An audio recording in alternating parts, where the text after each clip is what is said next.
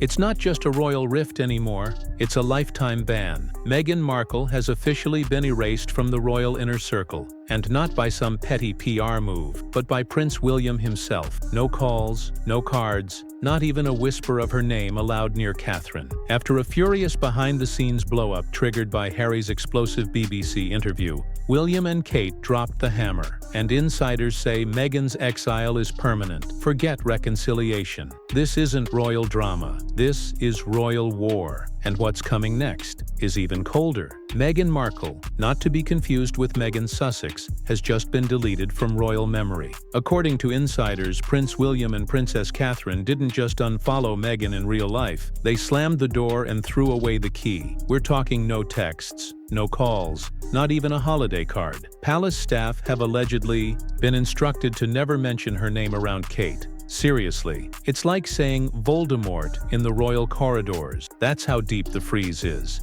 And this isn't a heat-of-the-moment move. William's anger isn't loud or messy. It's cold, strategic, and final. The kind that doesn't yell, it erases. People close to the families say this was the culmination of years of chaos, backstabbing interviews, and non-stop drama. Meghan may have built her brand around breaking tradition, but now the tradition is breaking her out of the narrative permanently. So what finally snapped the royal patience? A BBC interview that aired on May 2nd. Prince Harry once again aired royal secrets on national TV like it was laundry day. And for William and Catherine, that was it. The final straw. Palace insiders say the decision was instant. Meghan was done. Catherine, already recovering from serious health issues, didn't just support the ban, she demanded it. She's reportedly emotionally drained from Meghan's years of media attacks, Netflix digs, and tell-all truth bombs. Meghan Markle, the queen of, I don't know what this means, but I'm going to say it anyway. Behind the scenes, there's zero tolerance now. Even if Harry comes crawling back, and that's still a big if, Meghan isn't getting through the gates.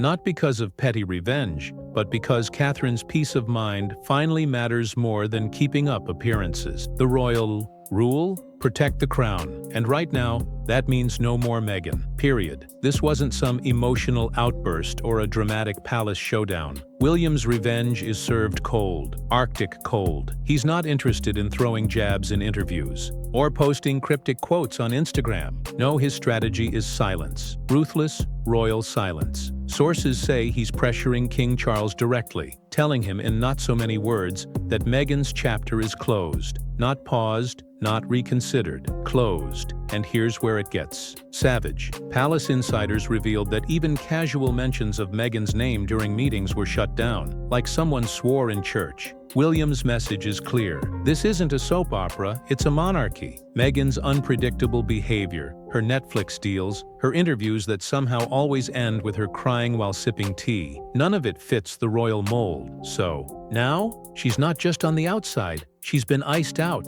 and the cold shoulder from the crown? It hits different. There's something almost poetic about all of this. Meghan, who proudly cut off her own father and half the people she once called family, is now facing the exact same treatment, only this time from the most powerful family in Britain. No phone calls, no public statements, not even a passive-aggressive, "we wish her well." Just nothing. Even her former golden allies are vanishing. Edward Enninful, the former editor of British Vogue who once bent over backwards to make her look like the face of change, has quietly ghosted her. And that's not just gossip, that's Vogue-level rejection. Staff insiders say working with Meghan was like being on a reality show called The Real Divas of Royal Dysfunction. Her inner circle, shrinking faster than her Spotify ratings. Meghan Markle, rewriting the rulebook, one burned bridge at a time. But hey, at least she's consistent. If she's not sparking a new headline, she's losing another friend. Once upon a time,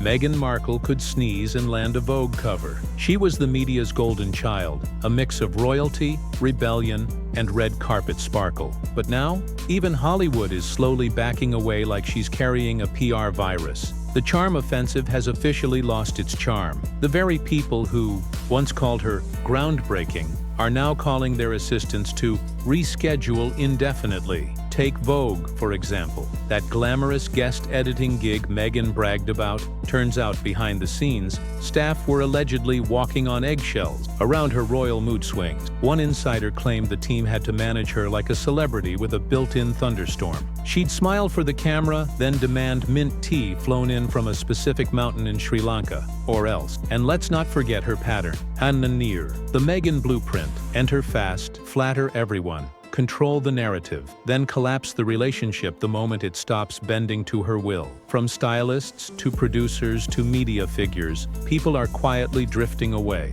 not because they're jealous, but because they're exhausted. Meghan Markle, the queen of "Did I ask for your opinion?" now finds herself with fewer ears willing to listen. The red carpet is still there, but the invites? Not so much. For someone who built an empire around controlling her image, Meghan Markle is now watching the narrative slip through her fingers. Once hailed as a modern icon of grace and resilience, she's now seeing headlines that are far less flattering and far more honest. British outlets that once rolled out red carpets are now rolling their eyes. The Daily Mail, The Sun, even Vogue. Publications that once treated her like royalty are shifting tone. And Meghan? Reportedly stunned. Insiders say she's growing, increasingly paranoid, convinced that former allies are turning into quiet critics. The confidence she once had in manipulating the media cycle has started to crack. What used to be strategic PR moves now feel like misfires. Her empowerment message? It's getting buried under whispers of manipulation, mood swings, and behind-the-scenes power plays. Staff who once called her inspirational now call her exhausting. And here's the part no one's saying out loud. The silence around Meghan is becoming louder than any scandal. Former supporters aren't calling her out. They're just gone. Not tweeting,